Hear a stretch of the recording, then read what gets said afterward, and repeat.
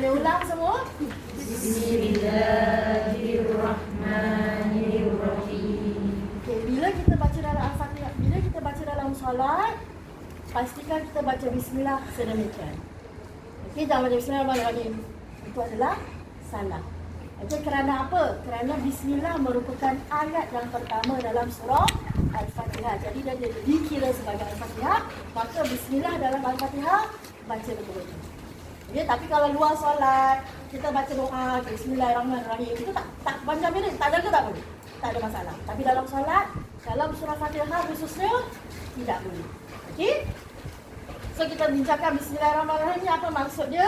Maksudnya adalah dengan nama Allah yang Maha Pengasih lagi Maha Penyayang. Okey, lepas tu kita masuk juga pada ayat kedua, alhamdulillahirabbil alamin. Alhamdulillahirabbil alamin ni maksudnya apa? Alhamdulillah. Alhamdulillah ni apa? Apa dia?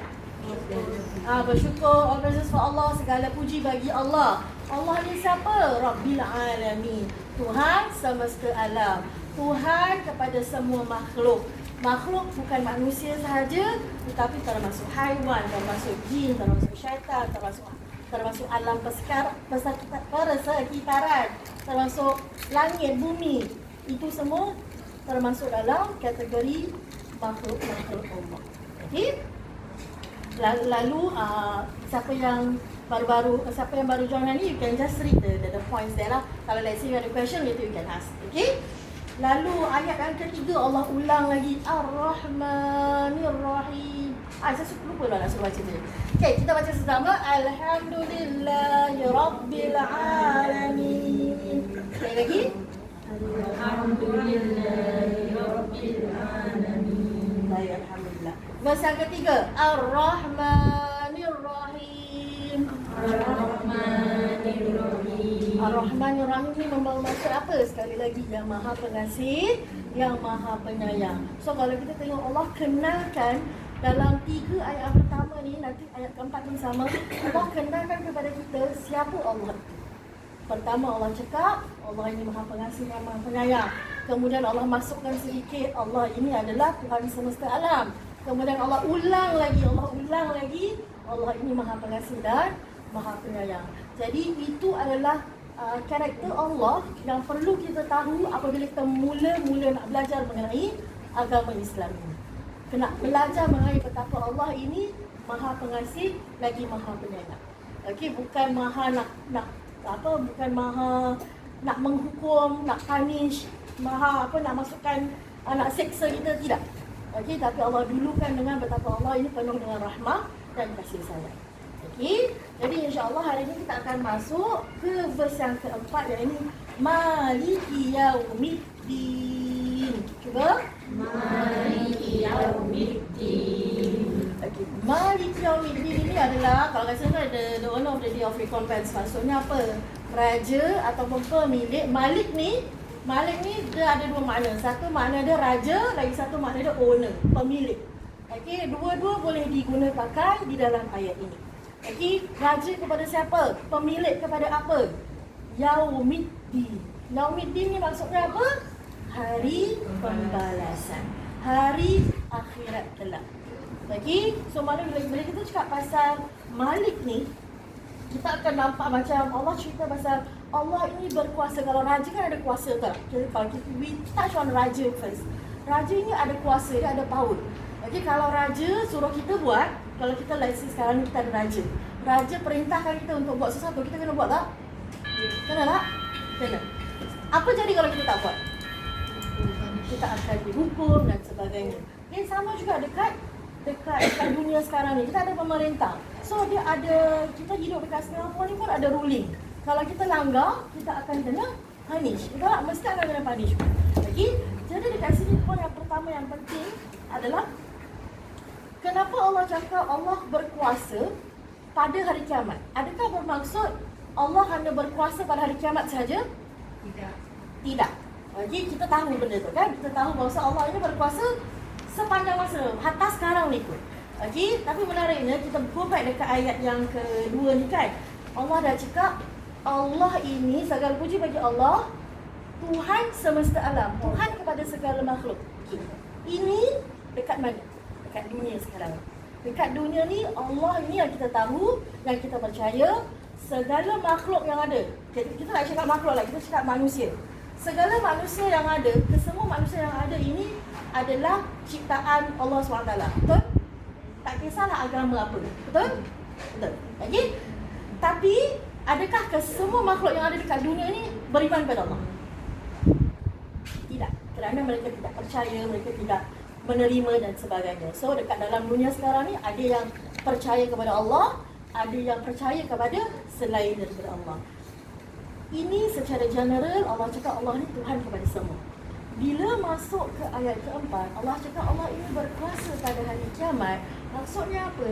Kerana hari kiamat kelak, rasa-rasanya ada tak lagi makhluk Allah ni yang tak percaya pada Allah? Ada tak? Tak ada. Kerana apa? Kerana apa dah tak ada dah? Kerana bila dah hari kiamat, dia tak sampai hari kiamat. Dia bila seseorang meninggal saja, meninggalkan dunia je, dia dah tahu kebenaran.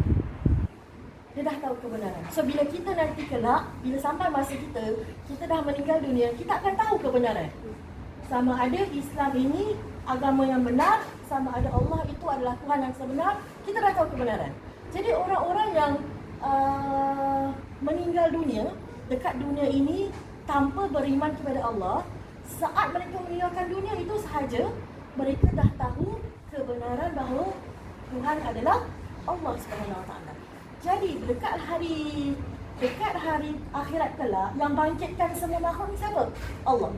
Dan bila dekat hari akhirat ni, kesemua makhluk yang ada ini mereka dah memang tahu, percaya, yakin yang Allah lah yang maha berkuasa. Allah lah yang maha berkuasa. Sebab dekat hari akhirat dah tak ada masa nak fikir-fikir lagi, dah tak ada.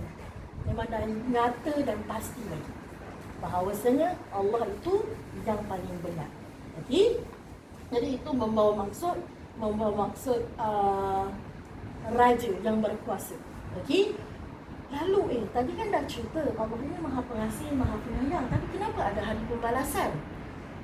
Kenapa Allah tak bagi, tak semua sama rata je? Okey. Jom kita tengok. Kalau kita contoh, saya bagi contoh, kita Ali pergi kedai curi barang. Okey, let's say Ali pergi kedai, pergi supermarket, dia ambil 1 kg Milo. Dia letak dalam beg, dia keluar. Okey? Dan dia tidak dihukum. Ada tak? Ada tak? Ada? Tak ada? Confuse lah, jawab tahu lah. Tak ada orang betul salah. Okey? Okey. Kalau let's say dia bawa keluar tim Milo tu, sekali bunyi tu dia kena tangkap. Layak tak dia ditangkap? Layak tak dia dihukum? Betul tak? So maknanya bila dia ditangkap, maknanya dia kena hukum. Tapi tadi yang dia terlepas tu, maknanya tak ada orang tahu, betul tak? Maknanya dia terlepas. So dia tak terima balasan bukan kerana dia dilepaskan, tapi kerana tak ada orang tahu. Ataupun dia kena tangkap tadi, dah polis datang, polis tangkap, masuk dalam kereta, polis cakap, tak apa, kita pergi. Aku lepaskan kau. Ataupun sebab polis suka dia ke apa, mungkin dia artis, mungkin dia orang popular, polis lepaskan. Nanti kau kasih aku tiket free ke apa kan? Dia lepaskan. So maknanya ada tidak keadilan di situ. Betul tak? Jadi maknanya dia hanya tidak dihukum ataupun tidak dapat balasan kerana pertama perkara yang dilakukan tu tak ada orang tahu. Okey, yang kedua, perkara yang dilakukan tu apa tadi? Dilepaskan sebab disukai lah kan oleh orang yang menangkapnya. Yang ketiga adalah dia terlepas apa saya cakap tadi? Sebab dia selebriti. Itu dah sebab dia suka, sebab tak tahu, sebab Allah SWT. Kita tak ada bagi contoh ni. Cuba kasih contoh yang nombor 3 dia sengaja nak mencuri. Dia Jangan je. Okay, tak apa. The point is, so maknanya mula tak kena tangkap sebab tak ada orang tahu betul. Kemudian ditangkap, diberi balasan. Okey, kemudian ada masa ditangkap tapi dilepaskan kerana disukai. Kalau let's say kita ni buat salah dekat dunia, kita melanggar perintah Allah. Allah ni adalah raja, Allah ni adalah pemilik dunia ni. Dunia ini juga merupakan makhluk Allah yang kita tinggal. Okey, Allah ni pemilik dunia. Allah dah tetapkan segala ruling yang ada. Kita langgar. So bila kita langgar, dekat hari pembalasan, Allah tak balas apa yang kita buat yang melanggar perintah ni. Bermakna kalau Allah tak balas, maknanya kita ada favoritism guys tu. Allah kira macam, okey, kau aku balas, kau aku tak balas. Kau aku balas, kau aku tak balas. Boleh ke macam itu? Tak boleh macam itu. Ataupun kita nak cakap kalau Allah tak balas, maknanya Allah tak tahu yang dia lakukan perkara tersebut. Boleh? Tak boleh. Kerana kita percaya dan yakin Allah itu maha melihat segala apa yang kita lakukan. Manusia tak tahu, yang tahu kita dan Allah Subhanahu Wa Taala. Jadi logiknya dekat sini, apa sahaja yang kita lakukan pasti akan dibalas oleh Allah, sama ada yang baik ataupun yang tidak baik. Okey? Lalu Allah ada cakap bagi semua orang yang beriman pasti pengakhirannya di mana? Di syurga. Okey, tapi pernah dengar tak Allah cakap kecuali satu sahaja yang aku tak maafkan? Apa dia? Banyak-banyak dosa, lakukanlah dosa sebesar mana pun, bila kita minta maaf dekat Allah, Allah pasti maafkan kecuali satu. Syirik. Syirik itu apa? Kita percaya kepada kuasa lain selain Allah. Contoh-contoh syirik. Apa dia?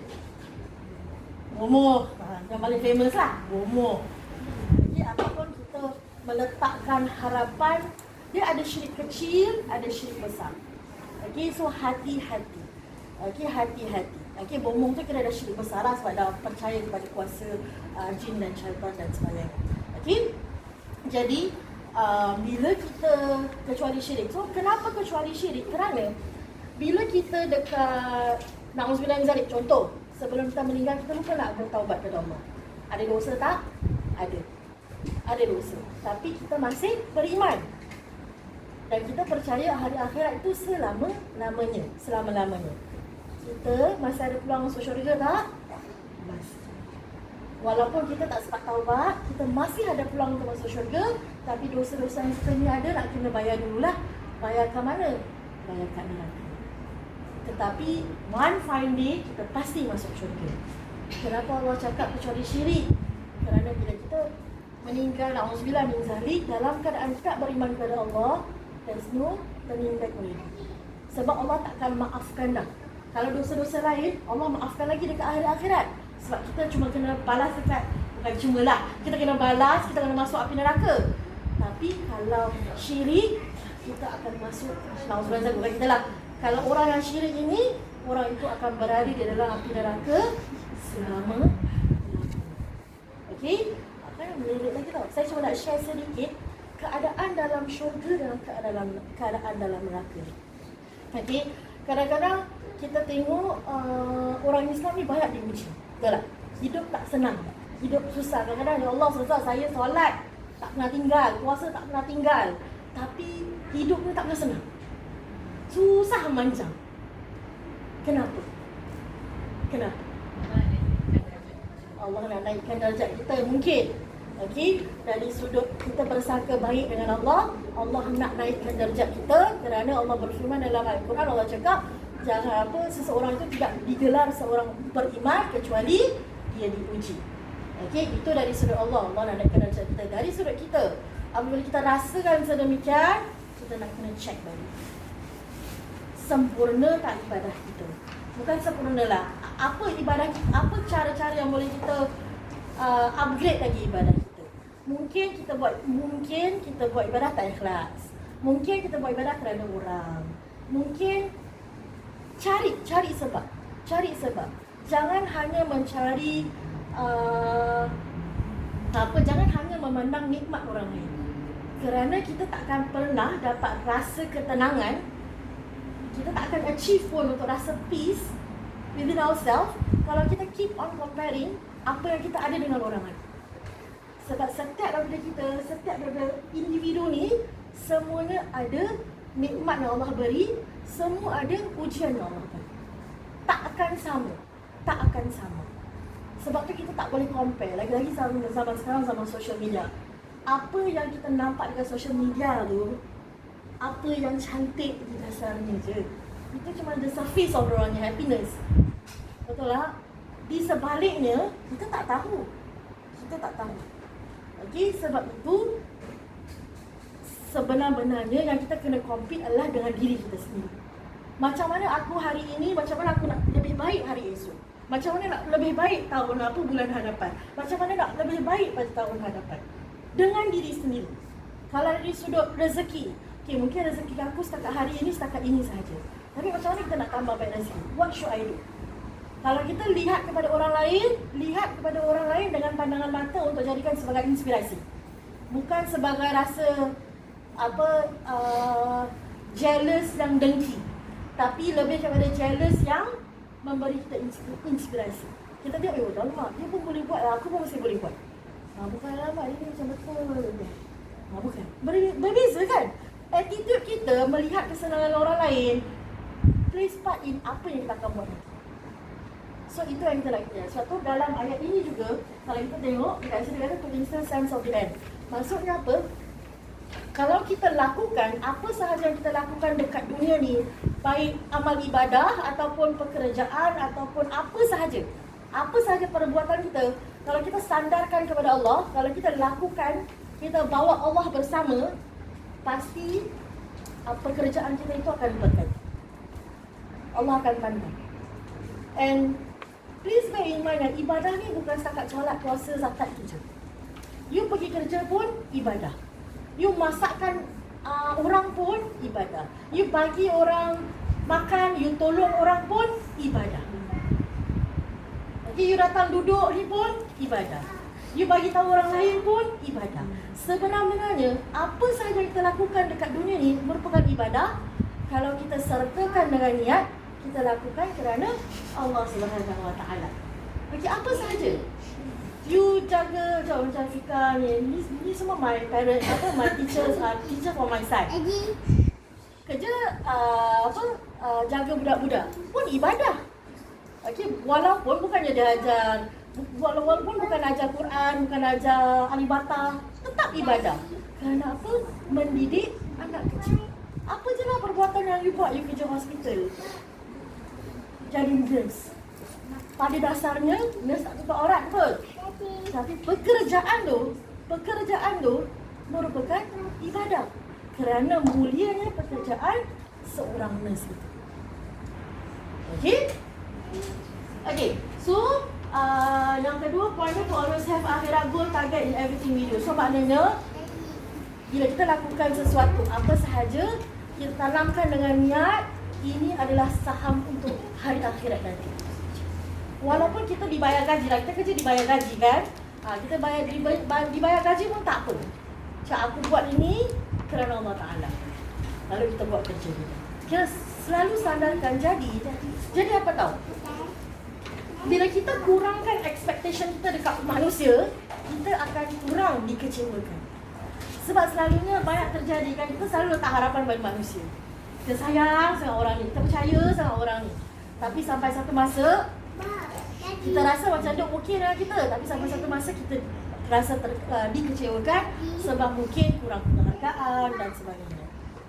Jadi hatta sekalipun hubungan anak dan mak. Sebagai seorang ibu, kita selalu nak yang terbaik untuk anak. Kita selalu sediakan macam-macam untuk anak kita. Sampai satu masa, anak kita dah sibuk dengan kehidupannya yang lain, kita ni terasa sendiri. Macam-macam aku berkorban untuknya. Betul tak? Pasti akan kecewa. Kita tak boleh nak harapkan manusia ini 100%. Tapi bayangkan kalau kita sadar kepada Allah, selama mana kita jaga anak kita ni, kita buat lillahi ta'ala. Nanti anak itu nak berbakti atau tidak, itu bukan urusan kita. When we have that kind of mindset, kita tak akan kecewa kalau anak kita ni dah tak pandang kita. Malah kita akan jadikan benda tu sebagai benda yang positif untuk kita. Bagus lah, tak kecewa aku boleh hidup, boleh. Yes. Boleh ada kehidupan sendiri, betul tak? Boleh ada kehidupan sendiri. So, sentiasa melihat kepada kebaikan dalam ujian yang kita dapat. Susah. Tak ada orang cakap senang. Tak ada orang cakap senang. Kehidupan memang tak senang. Ada cabaran-cabarannya. Dalam satu hadis Nabi Muhammad SAW, Nabi share, pada satu ketika ini Allah angkat seorang yang kehidupannya paling senang dekat dunia. Allah celupkan dia dalam neraka untuk satu saat. Satu saat sahaja. Ini orang yang paling senang tak hidup kat dunia ni. Memang hidup dia mewah, senang, tak banyak ujian sepanjang kehidupan dia dekat dunia. Allah angkat, Allah masukkan dalam neraka untuk satu saat. Bila Allah keluarkan, Allah tanya, apakah kau merasa senang? Dia kata tak. Dia dah tak ingat dah segala kesenangan yang dia ada dekat dunia ni. Kerana apa? Kerana siksanya ataupun bahangnya perasaan berada dalam api neraka untuk satu saat. Kemudian Allah ambil pula seseorang yang kehidupannya dekat dunia ni penuh dengan unak dunia. Tak pernah rasa senang. Allah ambil, Allah masukkan dalam syurga buat satu saat saja. Bila Allah keluarkan, Allah tanya, kau masih rasa susah? Ha? Apa itu susah? Dia tak ingat dah segala kesusahan ini. Dan itu yang kita nak capai di hari akhirat kita. Kerana dunia ini hanya sementara. Hanya sementara, sekejap je sebenarnya dunia ini. Jadi dekat dunia ni lah kita nak kena susah-susah sedikit untuk kita senang-senang kemudian dekat hari akhirat nanti. Kerana syurga ini di luar bayangan. Kalau kita rasa kita cinta pada dunia ni, dunia ni hanyalah 0.00001% of apa yang ada dekat syurga. Jadi, kalau saya tanyalah semua kalau kita ni ada expiry date, Allah cakap esok adalah hari kematian kita, ready tak? Ready kan? Sebab kita masih nak fikir, alamak, macam benda lah nak fikir. Macam benda yang kita belum buat. Kadang-kadang bukan pasal kita pun, pasal anak, siapa nak jaga anak aku? Pasal rumah, nanti rumah macam mana? Banyak macam benda. Macam benda kita nak fikir. Kerana apa? Kerana dekat dalam hati ini masih ada dunia yang banyak. Okey, tapi adakah bermakna kita nak tinggalkan dunia? Tidak juga. Tetapi apa yang perlu adalah keseimbangan. Okay, you have to balance lah between your worldly things dengan akhirat dunia. Tak boleh terlampau berat sebelah. Okay? Jadi, only Allah can decide our fate during the day of resurrection. So, maknanya dekat sini yang saya nak kongsikan adalah kenapa kita trying our best untuk jadi seseorang yang lebih baik, kita tingkatkan amal ibadah. Sebab apa? Allah sebenarnya tak perlukan amal ibadah kita. Allah don't need that. Tapi kenapa kita buat? Kerana kita nak tunjukkan kepada Allah yang kita ni sungguh-sungguh nakkan keredaan Allah dekat hari akhirat kelak. Kenapa kita ikut sunnah Nabi? Kerana kita bersungguh-sungguh nak bilang Nabi yang kita ni cinta pada Nabi dan kita mengharapkan syafaat daripada Nabi. Syafaat tahu apa? Pernah dengar tak? Syafaat ni adalah dekat hari akhirat kelak ni, kita ni sebenarnya beruntung sangat jadi umat Nabi Muhammad. Sebab umat Nabi Muhammad SAW ni banyak asal keistimewaannya. Salah satunya adalah syafaat. Syafaatnya apa? Nabi ada kuasa untuk tarik umatnya daripada neraka masuk ke syurga. Nabi ada kuasa tersebut. Kalau kita nak jadi di kalangan orang-orang tersebut, makanya kita nak kena tunjukkanlah kasih sayang kita pada Nabi. Salah satu caranya paling senang adalah selawat. Adalah dengan berselawat. Kalau mungkin selama ni jarang selawat, tak apa. Tahun ni kita niat kita selawat. Satu hari 10 kali, satu hari selawat pendek dia sallallahu alaihi wasallam. Allahumma salli ala sayyidina Muhammad wa ala ali sayyidina Muhammad. In fact dalam solat pun kita selawat. Okey. Tahun ni kita fokus, okey, aku nak selawat juga banyak tahun ni. Tahun depan kita upgrade. Kita buat sunnah Nabi yang mungkin kita tak pernah buat sebelum ni. Contoh sunat-sunat sebelum dan sesudah solat. So maknanya, you janganlah hari ni belajar, besok semua nak buat semua. Jangan. Sebab don't be too hard on yourself. Berubah, biar pelan-pelan tapi konsisten. Walaupun pada akhirnya tiba-tiba you tengah belum contoh sebelum ni tak pernah solat. So tahun ni kita cuba satu solat. Dalam proses tu meninggal dunia. Boleh tak kita nak hukum lepas confirm masuk neraka sebab tak solat? Boleh tak? Tak boleh. Bukan kerja kita untuk hukum. Malah kita tak tahu apa yang Allah sediakan untuk. Okay, boleh jadi kerana niatnya bersungguh-sungguh untuk berubah, kita tak tahu niat dan hati ni hanya Allah yang tahu. Sebab itu dalam mana-mana pun saya selalu pesan untuk diri saya sendiri dan untuk semua orang, walaupun susah, jauhkan daripada menghakimi orang lain. Jangan judge orang lain walaupun secara hakikatnya nampak depan mata kita yang dia memang buat salah. Okey, ada satu kisah Nabi Muhammad SAW. Orang ini dia lakukan zina. Tahu zina apa? Seks sebelum kahwin. Okey, dengan bukan pasangannya lah. Dia lakukan zina. Jadi dia dah bertaubat. Lalu dia pergi berjumpa dengan Nabi. Dia cakap, ya Rasulullah, aku telah lakukan dosa besar, aku telah berzina. Satu kali, Nabi tak layan. Orang datang confession ni, Nabi tak layan. Kali kedua, dia cakap lagi, ya Rasulullah, aku datang kepadamu ni, aku nak beritahu, aku nak bertaubat. Sesungguhnya aku telah lakukan zina. Nabi tak layan. Kali ketiga, dia repeat lagi benda yang sama. Lalu tahu apa Nabi jawab? Adakah kamu yakin yang apa yang kamu lakukan tu betul-betul zina? So orang tu jawab, betul, aku yakin. Barulah Nabi jatuhkan hukuman. Kenapa orang ni mengaku? Kerana dia nak dihukum dekat dunia, dia tak nak dihukum dekat akhirat. Tapi the point here is, dekat situ dia lakukan dosa yang besar, betul tak? Dia lakukan dosa yang besar, tapi Nabi tak terus. Cubalah kita. Orang datang confess kita macam tu. Apa reaksi kita kan? Tak orang tak kita lah, apa reaksi kita? Kawan baik, anak, siapa-siapa lah datang kat kita, jauh cakap dengan kita macam itu. Tapi Nabi tak. Nabi malah dia tak nak layan sebab dia tak nak tahu. Sebab kalau dia dah confess, maknanya orang tu dah taubat sebenarnya, betul tak? Dia dah confess lah sebenarnya. Okay, tapi dia insist untuk dapatkan, dia insist untuk dihukum. Okay, jadi Nabi pun tak judge orang walaupun dia telah melakukan dosa yang besar. Okay, itu Nabi, seseorang yang tak ada dosa. Kita ni nak judge orang lain, kita ni perfect ke? Tak, kita sendiri banyak dosa. Dan kadang-kadang kita tak tahu pun kita buat dosa.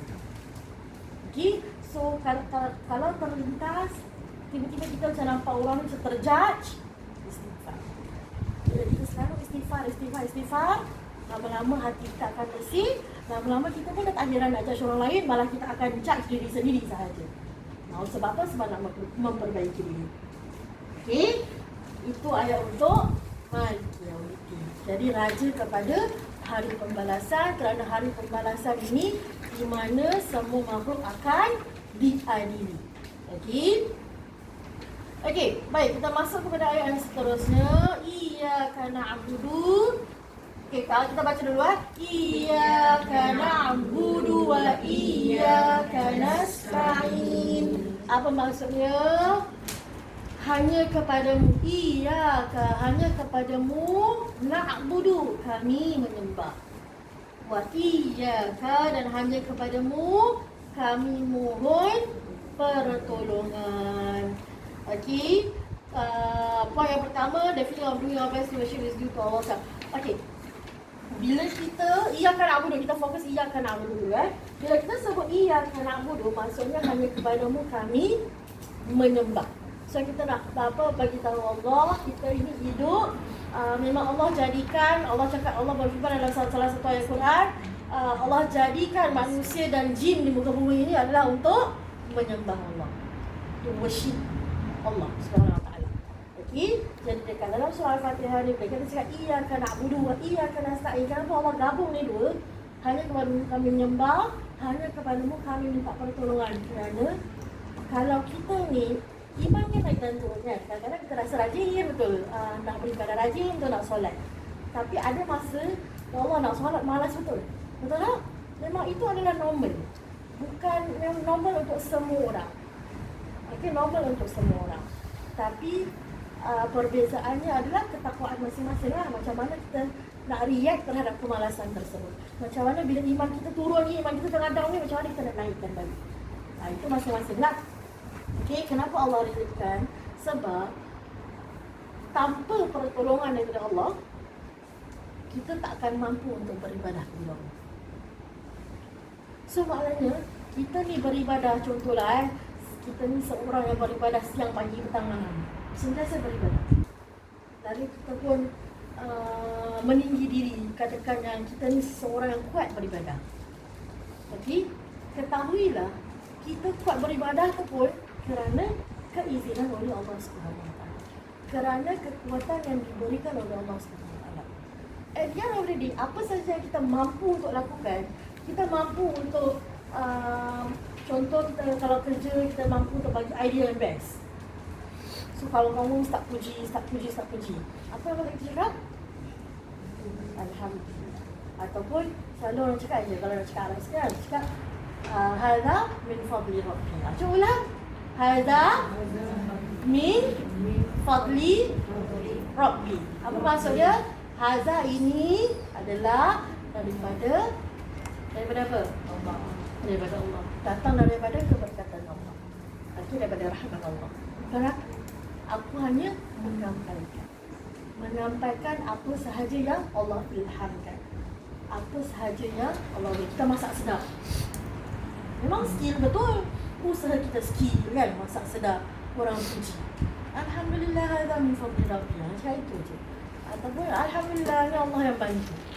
Kerana apa? Kerana walaupun kita skillful, kalau Allah tak izinkan, masakan tu tetap takkan jadi. Design rumah cantik, orang puji, mana datang ilham? Allah yang kasih. Allah yang kasih. Segala apa yang ada pada badan kita ni, segala-galanya milik Allah sebenarnya. Tangan kita, kaki kita, mata kita, semuanya adalah milik Allah Subhanahu Wa Taala. Hanya pinjaman kepada kita. Sebab tu kita tak boleh nak cakap, kita tak boleh nak cakap dengan bangganya yang ini badan aku kata aku lah nak boleh. Sebab itu kenapa dikatakan bunuh diri adalah perkara yang paling zalim dilakukan. Kenapa bunuh diri dalam Islam dikatakan perkara yang paling zalim dilakukan? Kerana dia melawan fitrah. Jadi kerana ajal siapa yang pegang? Allah SWT. Jadi kat sini nampak kan, dia nak go against Allah. Tapi itu pun sama juga. Nampak orang bunuh diri, jangan judge. Sebab kita tak tahu. Kalau dia bunuh diri dalam keadaan mental yang tak stable, kita tak boleh cakap dia bunuh diri dengan sengaja. Dan kita tak boleh cakap apa hukuman untuk dia. We will never know. But again, saya ulang, pengakhiran hidup kita hanya Allah sahaja yang tahu. Jadi maka dengan itu apabila kita nampak perkara-perkara yang mungkin kurang enak di mata kita, biasakan hati untuk selalu berdoa yang baik-baik untuk siapa-siapa yang kita nampak. Kerana setiap doa yang kita lafazkan, malaikat akan aminkan dan malaikat akan cakap kembali ke kita. So kita doa yang baik untuk orang tu. Kita nampak kawan kita baru berjaya, contohnya baru dapat baru beli kereta besar contoh. So, Masya Allah, Alhamdulillah, semoga lepas ni lagi murah rezekinya. Ucap yang baik. Jadi malaikat amin, malaikat cakap, tak nak malaikat doakan kita. Nak lah kan, malaikat tau. Bukan orang-orang biasa kan. Jadi setiap doa kita tu akan diaminkan oleh malaikat, maka malaikat akan cakap wa'iyyak. Wa'iyyak tu apa? Kembali kepada kamu. Sebab tu jangan doakan yang tidak baik kepada orang. Jangan biasakan doakan yang tidak baik. Kadang maaf cakap selalu aku ni orang yang teraniaya. Doa aku akan dimakbulkan. Itu dah salah guna lah, salah guna. Sebab kita nak kena ingat, kita hidup dekat dunia ni bukan kita je. Setiap masa malaikat ada bersama kita.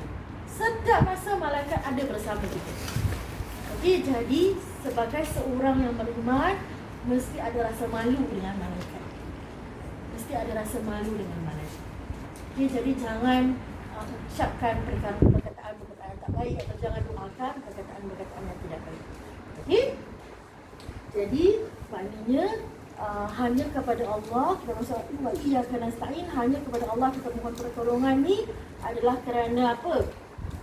Kerana setiap yang kita lakukan hanya boleh terjadi sedemikian yang kita harapkan dengan izin Allah. Dengan izin Allah, hanya dengan izin Allah. Okey, saya nak kongsikan sedikit. Bila kita cakap dengan izin Allah, dalam Islam selalu kita digalakkan untuk cakap InsyaAllah tu maksudnya apa? Dengan izin Allah. Sebab apa? Sebab kita tak akan pasti apa akan jadi. Ada siapa-siapa boleh garanti dekat saya ni pukul 9.30 apa akan jadi? Jadi baru belum 9 pukul 9.30 apa akan jadi? Boleh garanti tak? Lagi setengah jam ke? Tak boleh. Sebab walaupun 10 minit kejap lagi pun, kita tak boleh yakin dan pasti apa akan jadi. Jadi saya nak suruh suami saya ambil bicara lagi datang pukul 9.45. So boleh insyaAllah. Biasakan insyaAllah. Saya dia mula cakap boleh insyaAllah. Saya pun jawab jangan insyaAllah, confirm tak confirm. Ya confirm, betul confirm. Tak boleh lah kan, tak boleh. Okey, kadang-kadang masyarakat kita ni pun salah guna perkataan insyaAllah tu. InsyaAllah kan betul-betul lah insyaAllah boleh datang ke tak boleh. Sebab apa? Sebab banyak orang salah guna perkataan insyaAllah tu. InsyaAllah tu dah jadi macam maybe pula kan. Padahal nanti dalam lupa datang di kita insyaAllah dalam hati nampak malas. Salah guna. Jadi bila salah guna, benda tu jadi dah dinormalizekan, dia jadi pengertian lain. Tapi sebenarnya tak. InsyaAllah ni adalah satu perkataan yang salah guna, yang mana sepatutnya yes. InsyaAllah tu bermaksud yes dengan izin Allah. Sebab apa? Kita memang nak pergi, baru kita cakap insyaAllah. Kita tak nak pergi, jangan cakap insyaAllah. Kita kena ada niat untuk buat, kita kena ada niat untuk pergi, diiringi dengan insyaAllah. Seandainya Allah izinkanlah. Mana lah tahu apa terjadi kan? Kadang-kadang dalam on the way nak pergi pun boleh kita rosak ke apa ke, macam-macam benda bila. Okay, sebab tu kita tak boleh yakin. Saya cuma nak kongsi, what if kalau selama ni lupa, selama ni mungkin kita selalu tak cakap insyaAllah. Baru-baru nak start selalu lupa lah kan nanti kan. Apa jadi? Apa? Allah pesan, Allah cakap apa? Kalau lupa nak cakap insyaAllah, bila dah ingat, apa kita kena buat? Kita zikir kepada Allah. As simple as subhanallah. Okay, subhanallah. Lalu doa pada Allah supaya Allah beri kita petunjuk yang lebih terang dan nyata. Okay, contoh Fika nanti next week kita ada kelas kan? Kacau okey, confirm. Dah balik ni. Dia saya cakap, dia kan lupa nak cakap insyaAllah telefon susah balik. Tak payah. Kita tak payah nak jumpa orang tu balik, tak payah. Kerana insyaAllah tu bukan antara kita dua, tapi sebenarnya antara kita dengan Allah. Okay, jadi mana lupa tadi nak cakap insyaAllah. Terus zikir, subhanallah, astagfirullah. Dan semoga Allah beri kita lebih petunjuk yang lebih nyata dan terang. Macam itu je, tak payah nak sibuk telefon orang, cari telefon balik, tak payah. Okay, tak perlu. InsyaAllah ini adalah antara kita dengan Allah Subhanahu Wa Taala. Okey, jelas? Ayat yang nombor 5. Okey, kita sambung lagi. So, ayat yang ke-6. Kita dah minta Allah, iyyaka na'budu wa iyyaka nasta'in, hanya kepadamu kami menyembah dan hanya kepadamu kami mohon pertolongan. Lalu kita sambung, ihdinas siratal mustaqim. Tunjukkanlah kami, tunjukkanlah kepada kami siratal mustaqim. Sirat ni jalan, mustaqim ni lurus. Okey, tunjukkanlah kami ke jalan yang lurus. Okey, kita minta Allah tolong apa? Tolong guide kita untuk sentiasa berada di jalan yang lurus. Okey, walaupun hakikatnya kita ini sekarang beragama Islam, sekarang kita alhamdulillah kita dilahirkan Islam, tidak semestinya na'udzubillah min zalik kita mati dalam keadaan Islam. Kerana apa? Kerana iman turun dan naik sepanjang hidup kita ini. Kalau kita tak cari ilmu, kalau kita tak terus belajar atau kita tak terus amalkan, boleh jadi satu masa kita akan terkeluar daripada sesaran. Ada satu kisah benar, seorang ini pelajar madrasah sepenuh masa. Okey, pelajar sepenuh masa. Ini dah terjadi like 10-20 years ago lah. Seorang pelajar madrasah sambung ke Azhar. Tahu Azhar kat mana? Azhar kat Mesir. Sambung ke Azhar University, balik ke Singapura, keluar daripada agama Islam. Na'udzubillah min zalik. Kat mana silapnya? Allah Ta'ala. Saya tak kenal orang ni personally lah, dia kawan-kawan saya lah.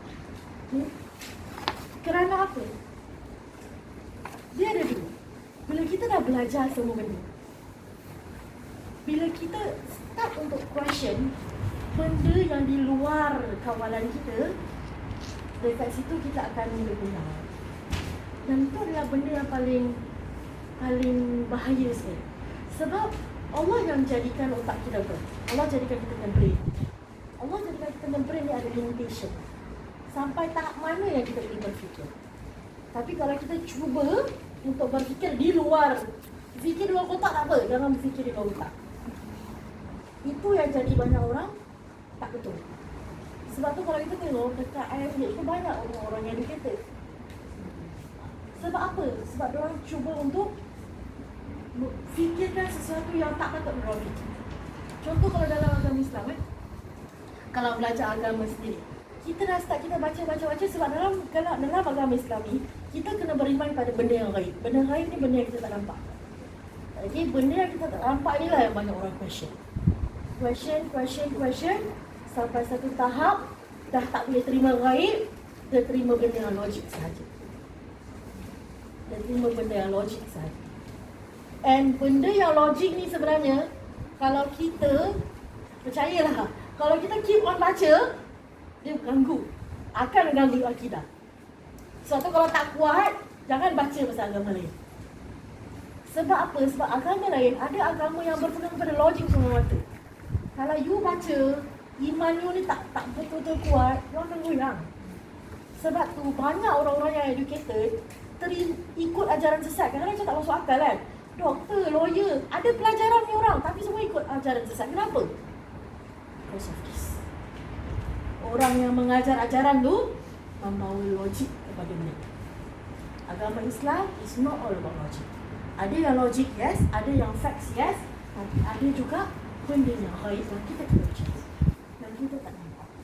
Syurga, neraka, kubur, alam barzakh, semua benda-benda gaib yang kita percaya. Tapi kalau kita start to question benda macam ni, ini yang akan menyesongkan akidah. So don't go there. Apa yang diberitahu dalam Al-Quran, belajar yang itu. Ni Al-Quran tak habis belajar lagi, tapi sibuk nak kaji benda-benda yang di luar ni. Okay? Jadi kita sentiasa berharap kepada Allah untuk sentiasa tunjukkan kita jalan yang benar. Seandainya kita terpesong, kita minta tolong Allah untuk kembalikan kita ke jalan yang lurus tersebut. Okey, sebab apa? Sebab kita perlukan Allah. Hati iman ini Allah yang pegang. Saya dah kongsikan kan doa. Nanti maybe Fika boleh share dekat. Saya ulang sekali lagi, kerana hati ini milik Allah. Jadi kita nak sentiasa doa kepada Allah. Jadi ada satu doa yang saya sarankan untuk kita baca. Luar solat boleh, kalau nak amalkan dalam solat pun boleh. Dalam solat bila? Di sujud yang terakhir. Okey, apa doa dia? Bismillahirrahmanirrahim. Ya muqallibal qulub, tsabbit qalbi ala din. Apa maksud dia? Wahai Tuhan yang membolak-balikkan hati, tetapkanlah aku di dalam agamamu. Jadi kita minta Allah ni sentiasa tetapkan kita dalam percaya kepada agama Allah. Okey? Dan kita perlukan Allah ini untuk melindungi kita pada setiap masa. Okey, hatta Al-Quran kita mulakan dengan surah Al-Fatihah. Betul? Surah Al-Fatihah ini adalah permulaan surah di dalam Al-Quran. Al-Quran ini sebenarnya bukan hanya panduan untuk kita, tapi ianya juga merupakan perlindungan. Perlindungan maksudnya apa? Kalau kita amalkan surah-surah, kita amalkan untuk baca Al-Quran, kelak kalau nanti esok lusa kita meninggal, nauzubillah tak sempat taubat, kita tak terus pergi akhirat, betul tak? Kita akan in between. In between kat mana? Ke alam barzakh. Kita akan berada di alam barzakh. Dan kita akan menanti di alam barzakh sampai kiamat nanti. Macam mana keadaan kita dekat alam barzakh itu depends on macam mana kehidupan kita dekat dunia. Kalau baik, baiklah. Kalau tak baik, tak baiklah. Okey? Tapi kalau kita ada Al-Quran sebagai pelindung diri kita, contoh kita selalu baca Al-Quran ataupun tapi sebenarnya saya tak terbaca tapi saya selalu cuba untuk belajar. Tak kisah. Yang penting kehidupan kita ini selalu didampingi oleh Al-Quran, sama ada baru nak belajar ataupun selalu dengar. Tak kisah. Yang penting didampingi Al-Quran. Al-Quran itu akan jadi penyelamat kita tak kala malaikat nak seksa kita dekat dunia. Salah satu surah adalah surah yang ni yang disarankan oleh Nabi Muhammad SAW, surah Al-Mulk. Surah Al-Mulk kalau kita baca setiap malam, ini surah akan menjadi penghalang siksa azab kubur untuk kita kelak. Okey, sebenarnya surah Al-Mulk ni antaranya. Okey, tapi sebenarnya kalau kita bawa Quran ini sebagai pendamping kita je dah cukup untuk Al-Quran ini melindungi kita dari segala azab. Siksa azab dalam kubur. Jadi azab neraka tak boleh lah. Sebab itu dah hari pembalasan. Ini kita cerita dekat alam barzakh. Okey? Jadi kalau kita nakkan Al-Quran untuk lindung diri kita nakkan Allah untuk lindung diri kita, maka bersahabat baiklah dengan Al-Quran. Okey, dan akhir sekali, ayat yang terakhir sekali, jom, bismillahirrahmanirrahim. Siratal ladzina an'amta 'alaihim ghairil maghdubi 'alaihim waladdallin.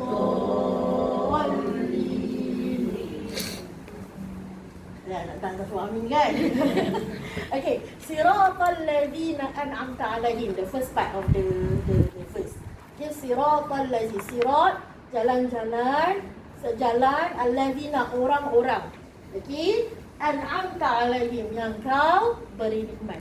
Okey, kemudian Allah sambung ghairil maghdubi 'alaihim, bukan jalan-jalan orang yang kau murkai atau yang orang marah. Dekat sini sebenarnya Allah cakap pasal apa? Allah suruh kita refer dekat segala kisah-kisah yang Allah dah bawa. Okey, sebelum Nabi Muhammad ada berapa nabi yang kita tahu? Ada berapa rasul kita perlu tahu? 25. Jadi Nabi Muhammad adalah nabi yang Nabi yang terakhir, Rasul yang terakhir dan Rasul yang ke-25.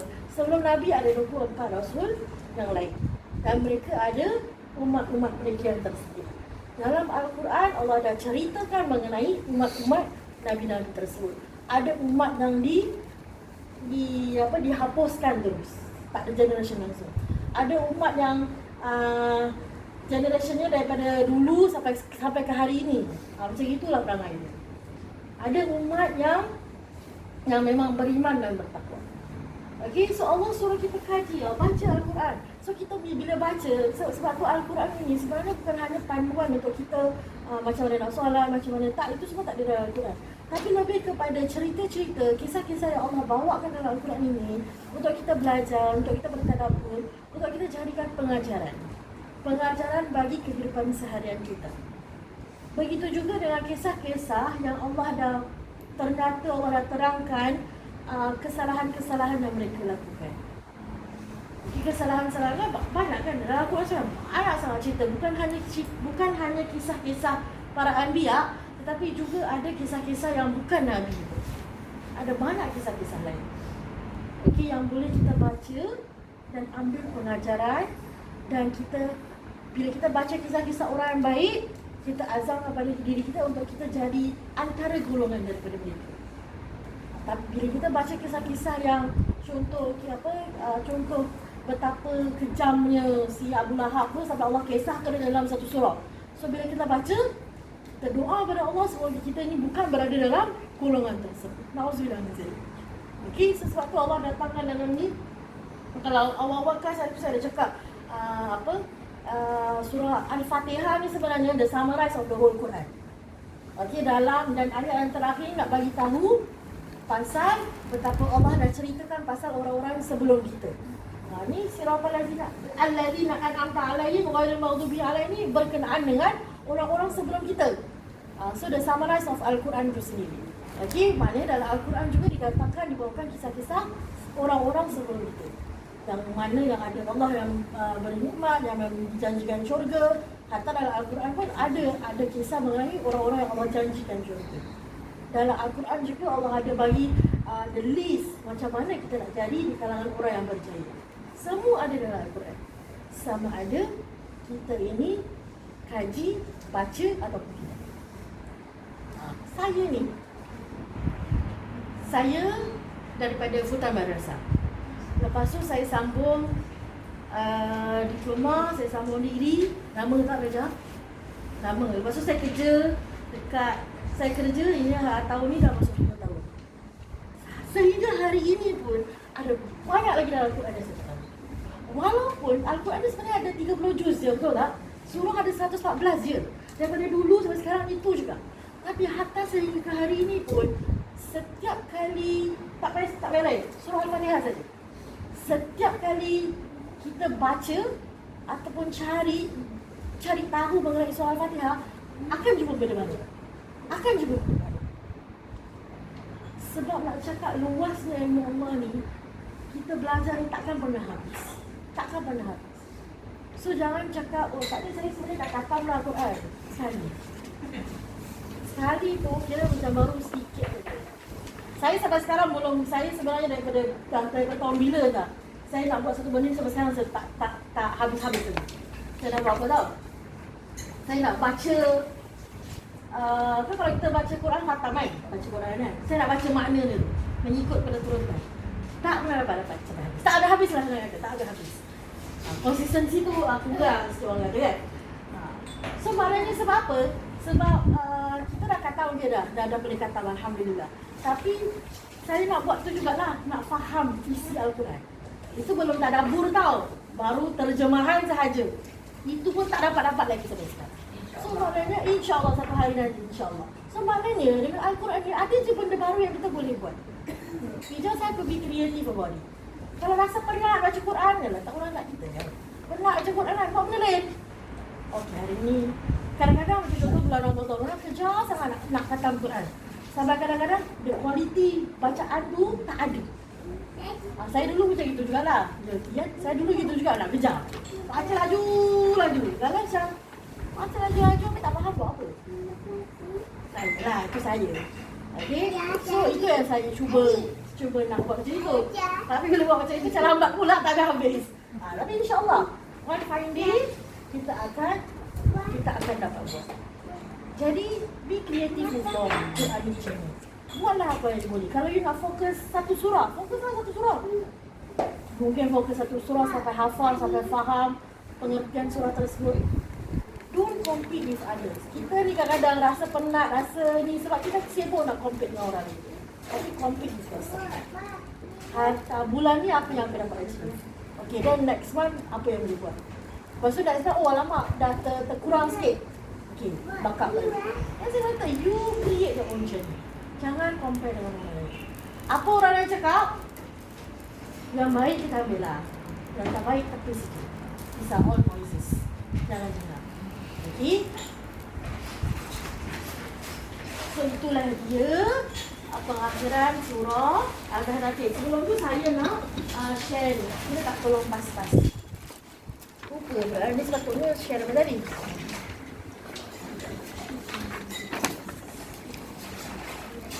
Ini adalah just one extra note berkenaan dengan surah Al-Fatihah. Okey?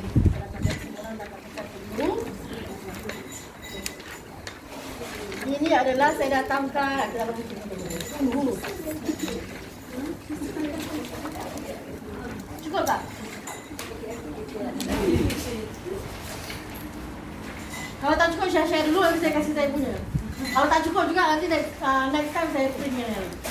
Ini boleh? Okey. Ini adalah hadis yang sahih yang hadis ni maksudnya kata-kata daripada Nabi. Okey. Nabi cakap apa dalam surah Al-Fatihah ini? Al-Fatihah ini sebenarnya kenapa kita selalu baca Fatihah? Sebanyak ajak baca Fatihah, nak mula doa belajar baca Fatihah, doa selalu baca Fatihah, segala-galanya Fatihah. Kenapa? Kerana Al-Fatihah ini merupakan doa yang paling agung. Satu, kita kalau dalam head pun boleh baca Al-Fatihah. Tak ada masalah.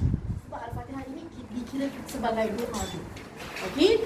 Kerana apa? Bila kita baca, ini setiap 1, 2, 3, ada 6 je. 1, 2, 3, 4, 5, 6. Bismillah tak? Bismillah biasa. Okey? Ini adalah ayat pertama. Alhamdulillahirrabbilalamin. Segala puji bagi Allah, Tuhan semesta alam. Allah akan jawab. Setiap kali kita baca Fatihah, Allah ini yang Allah akan jawab. So bayangkan sebenarnya bila kita solat tu kita sedang bercakap dengan Allah. So orang cakap kita solat tu sebenarnya it's a date dengan Allah sebenarnya. Jadi dengan Allah sebab setiap perkataan yang kita luahkan dalam Al-Fatihah ini Allah jawab. Jadi apa yang Allah jawab? Ini yang Allah jawab. Bukan saya cakap, ni Nabi yang cakap. Jadi so bila kita cakap Alhamdulillahirrahmanirrahim, Allah akan cakap hamba-Ku memuji-Ku. So kita sambung Ar-Rahmanir-Rahim, Maha Pengasih lagi Maha Penyayang. Allah ulang lagi, hamba-Ku memuji-Ku. Pemilik hari kiamat, hamba-Ku mengagungkan-Ku. Kenapa mengagungkan-Ku? Kerana kita angkat Allah kan. Allah ini adalah ketua pada hari pembalasan, yang mana pada hari tersebut semua orang, saya tak kata beriman, tapi percaya kepada Allah SWT. Hanya kepadamu iyyaka na'budu wa iyyaka nasta'in. Hanya kepadamu kami sembah dan hanya kepadamu kami mohon bantuan. Ini adalah antara aku dengan hamba-Ku, dan hamba-Ku akan mendapat apa yang dia minta. Okey, ihdinas siratal mustaqim, siratal ladzina an'amta 'alaihim ghairil maghdubi 'alaihim waladdallin. Beri kami petunjuk jalan yang lurus. Kita sambung lagi, jalan orang-orang yang Engkau telah beri nikmat, bukan jalan orang-orang yang Engkau berkahi, maupun orang-orang yang sesat. Okey, Allah jawab apa? Ini hamba-Ku, dan hamba-Ku akan mendapat apa yang dia inginkan. So ini adalah doa yang paling agung yang kita boleh sebut. Jadi apa-apa doa yang kita nak baca pun mulakan dengan Al-Fatihah. Kerana ini bukan doa yang paling agung, doa yang paling, Al-Fatihah ada banyak dikenali juga sebagai doa syifa. Doa syifa maksud apa? Kalau kita sakit, baca Fatihah. Bukan maksud sakit baca Fatihah baik. Sakit baca Fatihah, usaha kita dengan Allah. Sakit juga doktor, usaha kita untuk merawat apa yang tak kena tu, untuk kita ambil tahu sakit apa. Okey, tapi jangan sampai kita letakkan harapan kita pada doktor itu tersebut. Yang orang doktor ni yang boleh baikkan sakit anak aku ni, tak. Doktor itu cuma perantaraan asbab sahaja kepada bayinya sakit kita itu. Okey? Allah dah sampai tak boleh. Allah Ta'ala ada soalan. Soalan ni ada tak ni?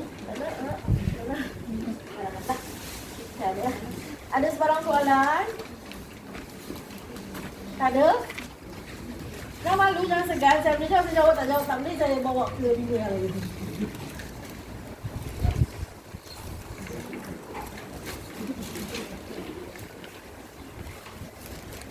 Tak ada, dah habis dah soalan. Progres banyak soalan.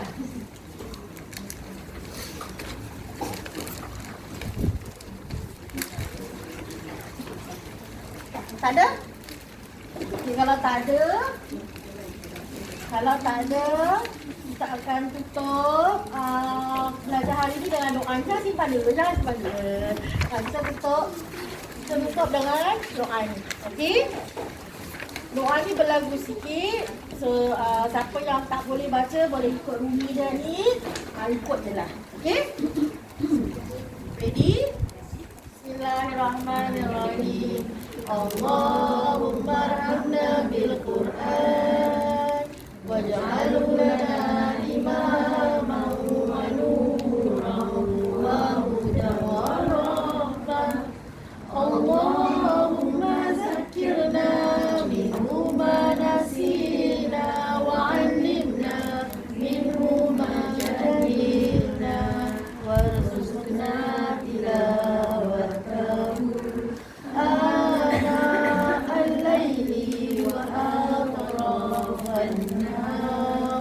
waj'alhu lana hujjatan ya rabbal alamin. Kita tutup dengan tasbih kafarah dan surah Al-Asr. Bismillahirrahmanirrahim. Subhanakallahumma wa bihamdika asyhadu an la ilaha illa anta astaghfiruka wa atubu ilaik. Bismillahirrahmanirrahim. Wal 'asr innal insana lafi khusr illa allazina amanu wa 'amilus solihati wa tawassaw bil haqqi wa tawassaw bis sabr. Baik, dengan itu kita akhiri setakat ini sahaja surah tadabbur surah Al-Fatihah. InsyaAllah pada hari pada next class kita akan tak lama lagi kita akan masuk pada bulan Ramadan. Jadi saya cadangkan untuk kita bertadabbur surah surah Al-Qadr. Jadi surah yang ada kena-mengena dengan Ramadan kelak. Maka dalam ini segala apa yang telah dikongsikan pada hari ini, sekiranya ada saya terlepas kata, tersinggung kata, saya mohon maaf. Segala yang tidak baik datang daripada diri saya sendiri, segala yang baik semoga datang daripada Allah dan semoga kita boleh amalkan sebaik mungkin. Jadi dengan itu saya akhiri dengan wabillahi taufiq wal hidayah. Wassalamualaikum warahmatullahi wabarakatuh.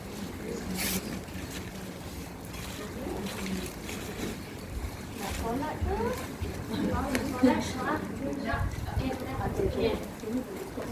Solat.